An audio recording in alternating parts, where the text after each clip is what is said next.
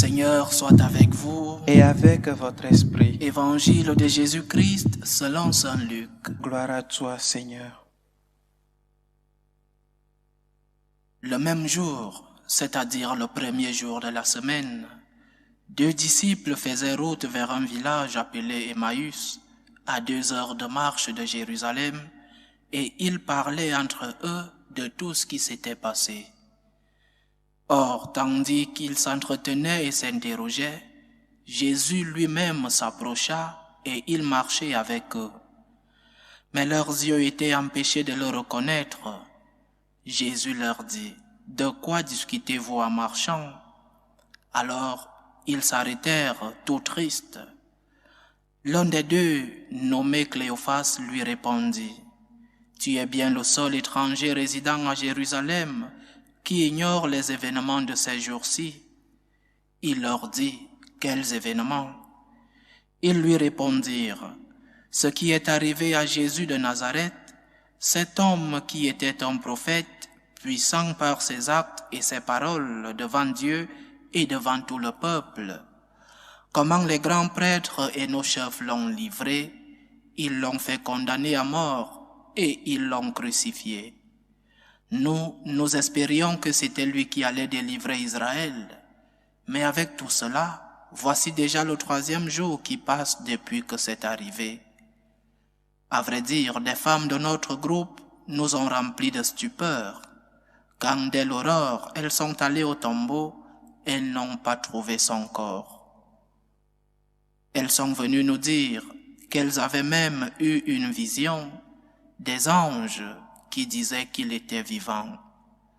Quelques-uns de nos compagnons sont allés au tombeau et ils ont trouvé les choses comme les femmes l'avaient dit, mais lui, ils ne l'ont pas vu.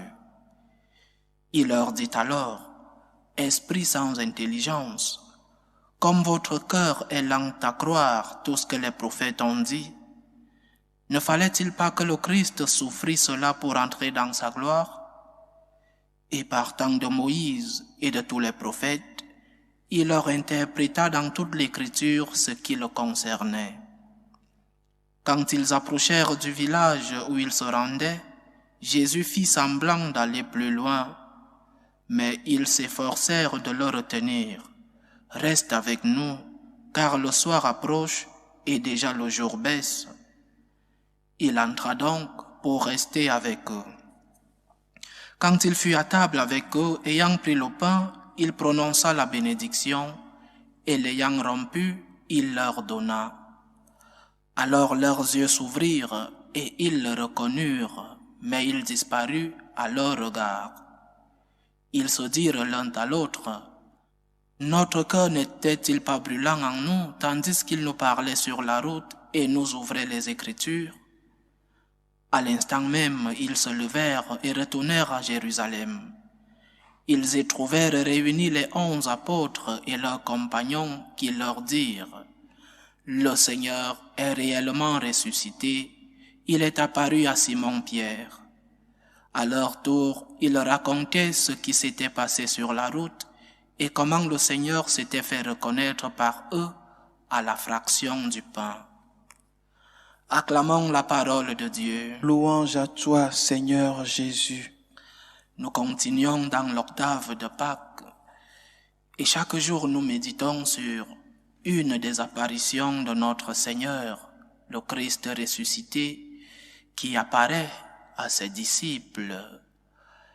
Il le fait pour donner une grande preuve, mais aussi pour mettre le cachet sur l'authenticité de sa résurrection. Et toutes ces apparitions coïncident sur le fait que le Christ est vraiment ressuscité et les témoins ont donné de leur vie. Ceux qui l'ont vu, ceux qui l'ont écouté, ceux qui l'ont touché, ont témoigné et ont donné de leur vie pour l'avoir annoncé. Mais comme je le disais hier, chaque apparition a sa particularité, a son détail, son message qui enrichit ce fait historique. L'évangile d'aujourd'hui est si long que nous ne pouvons pas nous arrêter sur chaque détail. Mais méditons sur un point qui réellement se divise en deux, la présence de notre Seigneur. Une présence réelle, présence de notre Seigneur au milieu de ses disciples, et une présence réelle et sacramentelle, la présence de notre Seigneur dans l'Eucharistie. La première chose à dire, c'est que ces deux disciples de notre Seigneur ne sont pas des apôtres. Ils ne sont pas du groupe des 11, vu que Judas n'était plus là. Ils sont du groupe plus élargi des disciples, des personnes qui ont une foi, mais une foi fragile et une foi réticente à la résurrection de notre Seigneur. Ils ne croient toujours pas que le Christ est ressuscité. Ils le disent eux-mêmes, que Marie-Madeleine l'avait déjà annoncé, Pierre l'avait déjà annoncé, Pierre et Jean qui sont partis au tombeau après Marie-Madeleine, avaient déjà annoncé et ils parlent de visions. Donc, ils ont une foi qui est encore superficielle et réticente à l'annonce de la résurrection de notre Seigneur. Et ils sont en train de partir de la ville, peut-être pour fuir les persécutions qui avaient déjà commencé. Mais le plus important ici, c'est qu'ils sont deux. Et entre eux, il y avait sûrement une relation de complicité et d'unité. Ils sont en train de fuir ensemble. Cela est très significatif pour nous, parce que le Seigneur avait dit lui-même en Matthieu 18, verset 20, que lorsque 2 ou 3 seront unis ou réunis, selon les traductions, lorsque 2 ou 3 seront unis ou réunis en mon nom, je serai présent au milieu d'eux. Donc, c'est une apparition de notre Seigneur au milieu de ses disciples. Et cette phrase « au milieu de ses disciples » viendra en tous ces temps de l'apparition de notre Seigneur. Le Seigneur est présent au milieu de nous. Le Seigneur est présent dans la communauté. Dans ta famille, il est présent. Dans notre société, dans la communauté religieuse, dans l'Église, mais avec la condition que nous soyons unis en son nom.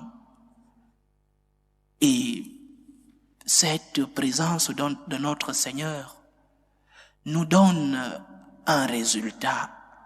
Le résultat, c'est qu'il nous remplit de paix.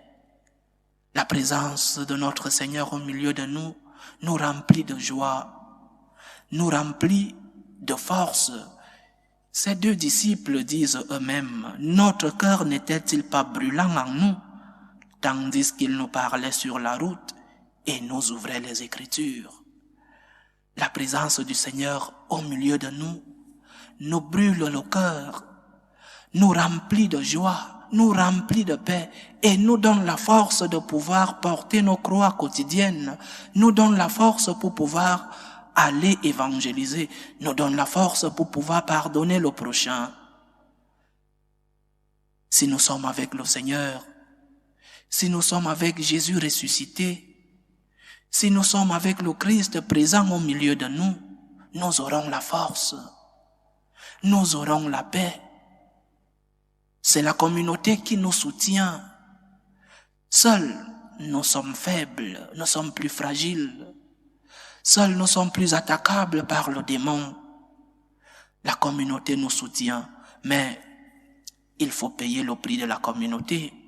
La communauté est fondamentale, mais elle n'est pas gratuite. Il faut payer le prix d'être ensemble, le prix de la communauté, le prix de l'unité.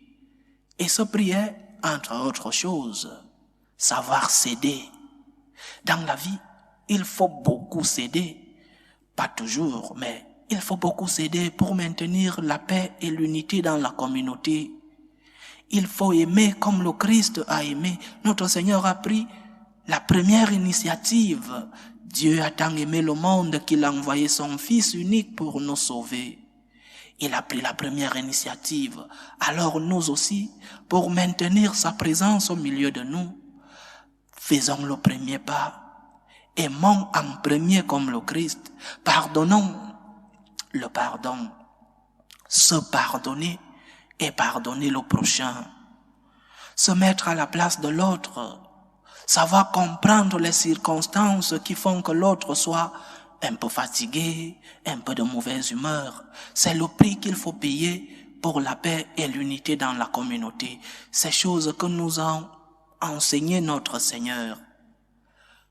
Dieu, le Christ, est présent au milieu de nous quand nous sommes unis en son nom. Première présence, donc présence réelle de notre Seigneur. Notre cœur brûle quand il est au milieu de nous. Et la deuxième présence, celle-là, réelle et sacramentelle, la présence de Jésus-Christ lors de l'Eucharistie. Ces deux disciples ne reconnaissent pas le Seigneur, ni quand il leur parle des Écritures, ni quand il est en chemin avec eux en train de causer. Ils le reconnaissent vraiment lors de la fraction du pain. Présence réelle et sacramentelle de notre Seigneur. Le Christ est réel et sacramentellement présent dans l'Eucharistie. Viens lui poser tes problèmes. Va lui demander de l'aide. Va de temps en temps devant le tabernacle causer avec lui. Va lui faire compagnie. Il a besoin de toi. Il y est réellement et sacramentellement. Et nous le reconnaissons vraiment dans l'Eucharistie parce que c'est un sacrement. La présence de notre Seigneur dans l'Eucharistie nous réconforte aussi, nous donne la force, nous console. Viens prier ton Seigneur parce qu'il t'attend. Viens lui poser tes problèmes, viens lui dire merci parce qu'il y est réellement. Ces deux disciples disent que leurs yeux s'ouvrirent et ils le reconnurent à la fraction du pain. Le Seigneur est présent dans l'Eucharistie. Il y est resté pour toi. Comment un Dieu, le Dieu tout-puissant, le Dieu créateur de l'univers, comment a-t-il fait pour se retrouver dans un petit morceau de pain? Pourquoi le fait-il? Pour être proche de toi, pour que tu t'approches de lui, sans avoir peur, parce que c'est un Dieu proche de nous, un Dieu qui est resté et qui a voulu être proche de nous. Viens à sa rencontre, n'aie pas peur de rencontrer celui-là qui t'aime et qui a donné sa vie pour toi. Présence réelle de notre Seigneur dans la communauté quand elle est unie. Présence réelle et sacramentelle de notre Seigneur dans l'Eucharistie. Savoir reconnaître ces deux présences au milieu de nous. Savoir reconnaître que le Christ est présent quand nous cherchons l'unité dans nos familles, dans notre société, dans nos communautés. Savoir reconnaître le Christ ressuscité qui est resté dans l'Eucharistie pour que nous soyons proches de lui. Demandons donc lui cette grâce. Demandons-lui de nous aider à pouvoir, comme le dit l'Évangile, nous ouvrir les yeux et de le reconnaître dans ces deux présences.